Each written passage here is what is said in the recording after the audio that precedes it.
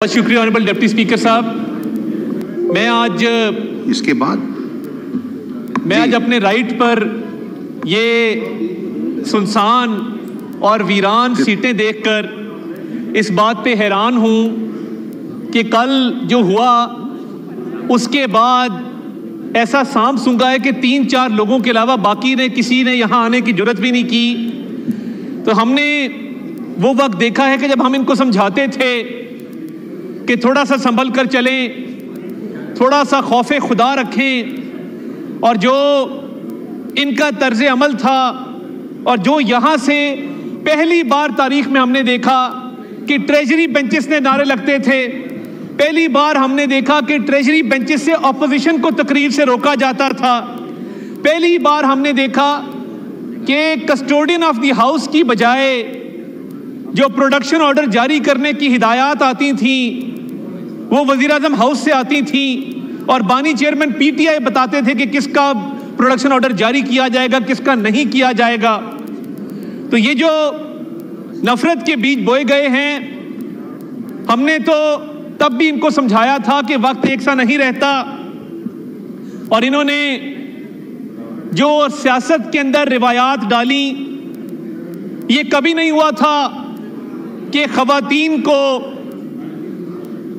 سیاسی انتقام کا نشانہ بنایا جاتا. جب فریال تالپور صاحبہ کو عید سے ایک روز قبل چاند رات پہ ہسپتال سے جیل بھیجا گیا، کہا گیا کہ میں چاہتا ہوں کہ اس کے بھائی کو اذیت پہنچے اور اس کے بھائی تک یہ پیغام جائے کہ اس کی بے گناہ بہن کو لیٹ نائٹ ہسپتال سے جیل بھیجا گیا ہے. اس کے بعد مریم نواز شریف صاحبہ کی بیل ہوئی ایک کیس کے اندر، اور دوبارہ گرفتاری جس انداز میں کی گئی، یہ کہا گیا کہ میں چاہتا ہوں کہ اس کے والد کے سامنے اس کو گرفتار کرو. میں چاہتا ہوں مجھے چہرے کے تاثرات بتانا کہ جب اس بے گناہ بیٹی کو باپ کے سامنے گرفتار کیا گیا تھا تو اس کے چہرے کے کیا تاثرات تھے. اور جناب ڈپٹی اسپیکر، میں اس بات کا گواہ ہوں، اکاؤنٹیبلٹی کورٹ نمبر 3 کی عدالت میں ہم پیش ہوئے، اعظم نذیر تارڑ صاحب میرے ساتھ تھے. ہم نے جج صاحب کو یہ صدا کی کہ میاں شہباز شریف صاحب جو اس کیس میں اکیوزڈ ہیں، ان کی والدہ فوت ہو گئی ہیں، تو آج اگر جرا نہ کی جائے اور آج کیس کی پروسیڈنگز نہ چلائی جائیں اور کیس کو ایڈجرن کر دیا جائے، تو انہوں نے کہا کہ میں ہر صورت جرا کروں گا. اس وقت کا فرعون شداد اکبر کہاں ہے جو یہاں پہ بیٹھ کے لوگوں کی ماں بہنوں کے خلاف کیسز بناتا تھا؟ آج جب وقت آیا ہے تو ملک کو چھوڑ کے بھاگ نکلے، اور وہ والدہ کی میت گھر میں پڑی تھی اور جج صاحب نے 4 گھنٹے اس کیس کی کاروائی چلائی. یہ آج کس بات کو روتے ہیں؟ مگر انہوں نے نہ ماضی سے سبق سیکھا، نہ حال سے سبق سیکھا، اور ان کا مستقبل بھی مجھے تاریک نظر آتا ہے. جو جلسے پہ اس دن ایک نام نہاد وزیر اعلیٰ نے زبان استعمال کی فوج کے ادارے کے خلاف، آپ کے صوبے کے اندر دہشت گردی پنپ رہی ہے، جنوبی خیبر پختونخوا کے اندر روز دھماکے ہو رہے ہیں، روز حملے ہو رہے ہیں، اور آپ کو فکر ہی نہیں ہے. یہ وہی بات ہوئی کہ روم جل رہا تھا اور نیرو بانسری بجا رہا تھا. یہاں تو نیرو گالیاں دے رہا ہے، کنٹینر پہ چڑھ کے گالیاں دے رہا ہے.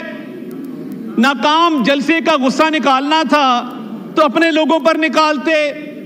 جو سٹیج پہ چڑھ کے فوج کے خلاف، ملٹری لیڈرشپ کے خلاف، مریم نواز شریف صاحبہ کے خلاف جو زبان استعمال کی گئی انتہائی قابل مذمت ہے، اور جو خواتین جرنلسٹ کے بارے میں زبان استعمال کی گئی، جو صحافیوں کے خلاف نعرے لگائے گئے، اس کی پرزور مذمت کرتے ہیں. مگر انفارمیشن منسٹری ایک نئی فلم بنانے کا سوچ رہی ہے، اس کا نام ہوگا میں لاہور نہیں جاؤں گا. پہلے ایک فلم آئی تھی، یہ اس کا اگلا حصہ ہے کہ میں لاہور نہیں جاؤں گا، کیونکہ اب میرا خیال ہے کہ شاید لاہور جانے کا ارادہ ترک کر دیا جائے. اور یہ لشکر کشی کس بات کی ہے؟ 12.5 سال سے آپ کی حکومت ہے، مجھے پی کے ایل آئی کے لیول کا ایک ہسپتال دکھا دو. 12.5 سال سے آپ کی حکومت ہے، Rawal Pindi institute of cardiology جیسا ایک ہسپتال دکھا دو، دانش اسکول سسٹم جیسا ایک اسکول دکھا دو. آپ لوگوں نے سرکاری فنڈ بھی استعمال کیے تو اپنی ذاتی تشہیر پہ کیے. اب جو کہہ رہے تھے کہ لیڈر کو چھڑوانا ہے، گئے چھڑوانے تھے، خود بند ہو گئے. یہ پہلی دفعہ دیکھا ہے کہ چھڑوانے لیڈر کو جا رہے تھے، بند خود ہو گئے.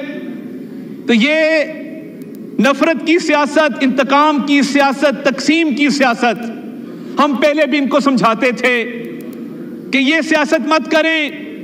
یہ بیج جنہوں نے بوئے ہیں فصل بھی یہی کاٹیں گے. تو میں تو تب بھی ان کو کہتا تھا کہ سنبھل کر چلیں، مگر ان کو ہماری بات سمجھ نہیں آتی تھی.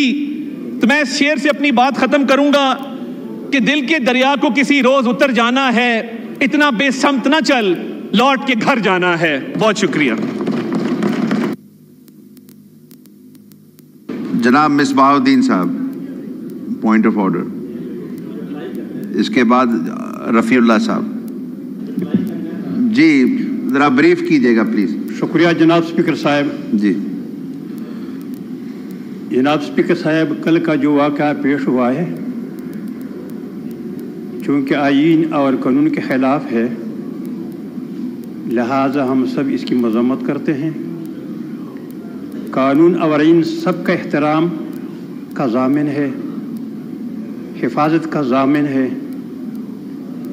لہٰذا ہم پی ٹی آئی ارکان کے ساتھ اس شکوے میں برابر کے شریک ہیں. لیکن یہ بھی کہنا چاہتا ہوں، شکوہ شکایت ہر کسی کا حق ہے، لیکن اخلاقی اقدار کو ملحوظ رکھنا چاہیے.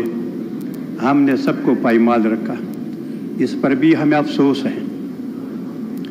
جناب اسپیکر صاحب، میرے لوکل مسائل بہت ہیں، لیکن وقت کا لحاظ رکھتے ہوئے چند اہم گزارشات آپ کے سامنے پیش کرنا چاہتا ہوں، اور ساتھ ساتھ آپ کی توجہ بھی چاہتا ہوں، ایوان والوں سے تعاون بھی چاہتا ہوں.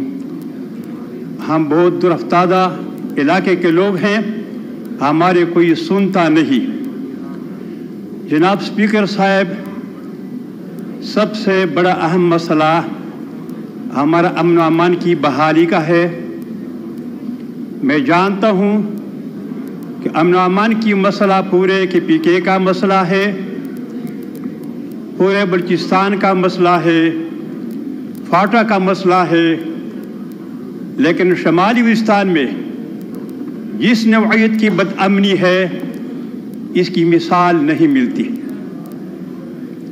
ہماری بدامنی مدید بھی ہے اور شدید بھی ہے. 2004 سے جب حالات خراب ہوئے ہیں، اب 2024 چل رہا ہے. 2004 سے لے کر اب تک ہم نے صبح شہادت کی چہرہ نہیں دیکھا ہے. ہمارے گھروں میں ہر روز ماتم ہوتا ہے. شاید ایوان والوں کو مبالغہ لگے، لیکن میں یہ کہتا ہوں کہ وزیرستان میں کوئی ایسا گرانہ نہیں ہوگا جسے بدامنی سے نقصان نہیں پہنچا ہوگا. خود میرے ساتھ بھی بہت سخت معاملہ ہوا ہے، اس کو میں یا ایوان پر لانا نہیں چاہتا. جناب اسپیکر صاحب، ٹارگیٹ کلنگ جاری ہے، روزانہ بم دھماکے ہوتے ہیں. بالخصوص میرڑی کے ایریا 3 سال سے میدان جنگ بنا ہوا ہے. وہاں فوجیوں کی چوکیوں پر متواتر حملے ہوتے رہتے ہیں اور پھر جوابی کارروائی ہوتی ہے، جس سے لوگ گھر میں محصور رہتے ہیں. میرڑی بازار عموماً بند رہتا ہے، لوگ اپنی ضروریات بہت مشکل سے پورا کرتے ہیں. جناب اسپیکر صاحب، 25 اگست اتوار